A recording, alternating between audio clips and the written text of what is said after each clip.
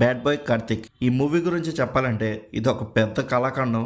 మామూలు రాడ్ కాదు, 180mm rod. ఇది సినిమా స్టార్ట్ అవడమే ఏఐ విజువల్స్ తో స్టార్ట్ అవుతుంది. అసలు ఆ విజువల్స్ కి స్టోరీకి ఏమైనా సంబంధం ఉందా అని అడిగితే ఏమో మరి నాకైతే తెలీదు. డైరెక్టర్ని అడగాలి ఎందుకు పెట్టారని. పోనీ ఆ విజువల్స్ అయినా బాగున్నాయి అని అంటే అది కూడా లేదు, చాలా వియర్డ్ గా అనిపించే. ఇంకా విలన్స్ అయితే వామ్మో, ఒకరిని పొడిచి ఆ కత్తి ముక్కు దగ్గర పెట్టుకుని ఆహా సువాసన అని అంటాడు. ఆ డైలాగ్ విన్నాక రే ఏంట్రా ఇది, బ్లడ్ అనుకున్నావా లేదా అత్తరు అనుకున్నావా అలా అంటున్నావు అని అనిపించింది. ఇంకా అంతేకాకుండా వా వా అని అంటాడు. మనిషిలో మానవ మృగానికి రా నువ్వు ఇలా ఉన్నావు ఏంట్రా అని అనుకున్నా. ఈ సీన్ మాత్రం అసలు విలనెస్ లాగే లేదు, చాలా క్రింజ్గా ఉంది. ఏమనుకుని రాశారు ఏంటి ఈ సీన్ ని. ఇంకా నాగశౌర్య ఏమో చాలా లీన్ గా చాక్లెట్ బాల్ ఉంటాడు, కానీ విలన్స్ ని కొడితే మాత్రం ఎక్కడో కిలోమీటర్ దూరంలో వెళ్ళి పడతారు. What bro, it's very wrong bro. మూవీలో ఫిజిక్స్ ని గొయ్యి తీసి పాతి పెట్టేశారంతే. ఇంకా మూవీలో స్టోరీ గురించి చెప్పాలంటే ఎప్పుడో సరైన మూవీ టైంలో యూస్ చేసిన టెంప్లెట్ నే ఇక్కడ కూడా వాడేశారు. అదే routine comedy and logic line action sequences ఇదే లూప్ లో పడుతూనే ఉంటాయి సినిమా మొత్తం. ఒకప్పటి సినిమాలు మిక్స్ చేసి మన ముఖాన్ని కొట్టినట్టుగా ఉంటుంది. హీరో హీరోయిన్ ఫాలో అవడం, ట్రాప్ చేయడం. ఈ 2026లో కూడా సేమ్ టెంప్లెట్ ని యూస్ చేస్తే ఎలా bro? It's not correct bro.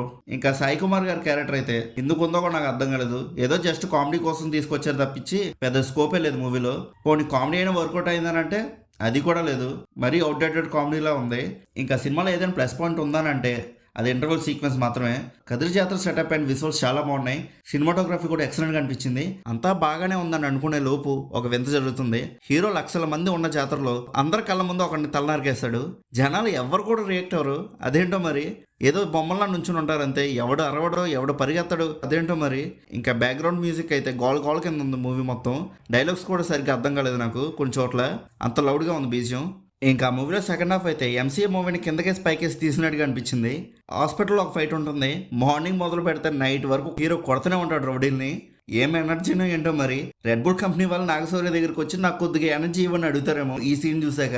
ఇంకా మన హీరో వాళ్ళ అక్క క్యారెక్టర్ అయితే బాబోయ్, ఈ క్యారెక్టర్ ఎవరు రాశారు కానీ వాళ్ళ కాలు మొక్కాలి. విలన్ వచ్చి వాళ్ళ అమ్మ నాన్నని కళ్ళ ముందే చంపేస్తాడు. అప్పుడు మన అక్కయ్య గారు ఏం చెప్తాడో తెలుసా హీరోతో, వదిలే మనం న్యాయంగా వెళ్దాం, ధర్మంగా వెళ్దాం అని అంటది. రే కేసు పెడితేనే కదరా న్యాయం జరిగేది, ఒక్కసారి కూడా పోలీస్ స్టేషన్కి వెళ్ళి కంప్లైంట్ ఇవ్వదు, కానీ చట్టం తన పని తను చేసుకుంటూ వెళ్ళిపోతుందని డైలాగ్స్ మాత్రం కొడుతుంది. అసలు ఏందాకా నువ్వు అని అనిపించింది నాకు. అసలు విలన్ వాళ్ళ అమ్మ నాన్నని చంపేసినా సరే తను ఏమనుకోకుండా సైలెంట్ గా ఉంటుంది, తిరిగి హీరోని తిడుతూ ఉంటుంది. ఇదేం క్యారెక్టర్ మరి, ఏమనుకుని రాసేవారు నాకు సరిగ్గా అర్థం కాలేదు. ఇంకా సాంగ్స్ అయితే అంతకేం నచ్చలేదు, ఏదో ఉన్నాయి అంతే. ఇంకా ఓవరాల్గా మూవీ ఎలా ఉందని అడిగితే నాకు అయితే అస్సలు నచ్చలేదు. ఒకవేళ మీరు కూడా ఈ మూవీ చూస్తుంటే మీకు ఎలా అనిపించిందో కింద ఉన్న కామెంట్ సెక్షన్లో చెప్పండి. అలానే movie updates and movie reviews కోసం మన సినిమా ఛానల్ని సబ్స్క్రైబ్ చేసుకుని బెల్ ఐకాన్ కూడా ఆన్ చేసి పెట్టుకోండి.